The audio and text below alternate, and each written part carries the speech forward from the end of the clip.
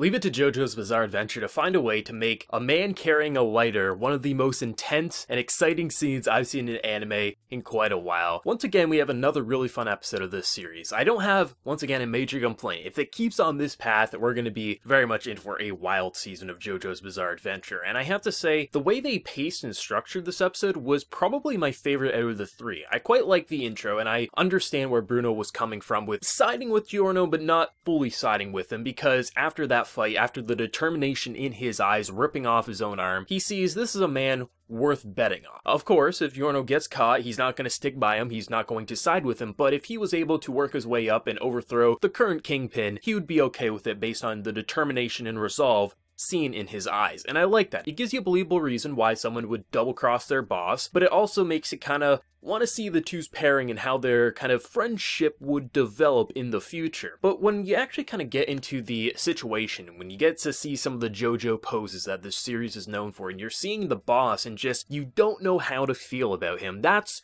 where this episode truly becomes special. Just, he strikes you as a man who, you could see why he wouldn't want to leave that building. You can see why people are going to follow him, not just because of his menacing size, but you really don't know what's real or fake about him. Him biting into the crackers and then seemingly biting his finger off, but his finger's fine. He has guns hidden away inside his jail cell, and just the overall conversation. He never struck you as a guy who was trying to scare you, but really just trying to show you, I'm the boss who's in charge, and I'm the one who's going to choose if you get to join this gang. And I just like that back and forth, because, of course, if he realizes that Giorno's a stand user, or his true motives for joining this gang are revealed, he's going to get killed. And it's the matter of, did he bribe the cops? Did he bribe anyone around him? And just, I love the back and forth. Like, I really feel like, in terms of an introduction, in terms of introducing the man who's going to decide our main character's fate and if his plan is going to even have a chance at being successful, they did a really solid job. His design was completely different from any of the other characters, and he struck you as someone who would lead the gang. He's a very creepy character, but also a menacing with his overall presence of power that he just radiates,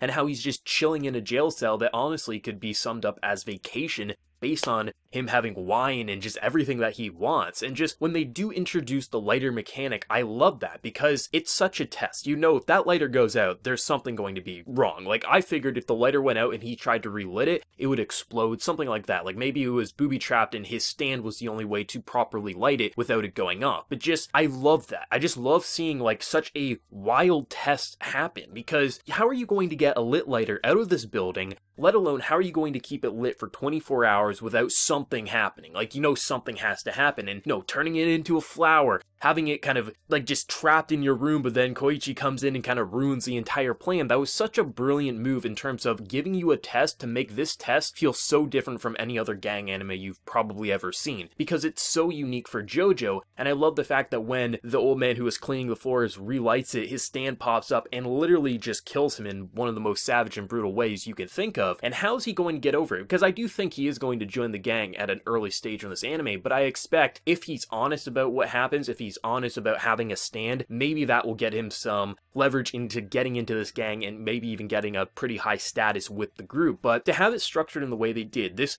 was probably more exciting than the action scene we saw last episode, and I thought the action sequence was amazing last week, but just having a man carrying around a lit lighter, just ignoring everyone around him, to just try to keep that thing safe and sound, and just how intense it was. That's something I feel like only the JoJo formula could do, because it's such a simple concept and it would be so easy to make it feel boring. But because we're in a JoJo world where the absurdity is the norm, it just becomes so damn interesting. And the JoJo poses, the directing, and just the real fear you kind of saw in Giorno's eyes, because he wants to succeed and he knows if he makes the wrong move, if the wrong thing is said, something bad would happen. And that makes this for such an exciting episode. And just, I'm interested to see how the relationship between these two will kind of grow, because you got the boss who's trying to determine, should he let this guy in the gang or not, and then you have Giorno who wants to overthrow the boss. Like, I'll be interested if the two ended up having an interesting relationship before the backstabbing kind of happens. And overall, JoJo has continued to impress me for 3 weeks here. I do expect there's going to come a time where I'm going to be like, okay, this arc or this character doesn't really impress me that much. But if you were giving this show a 3-episode test, I don't see anyone really dropping off, because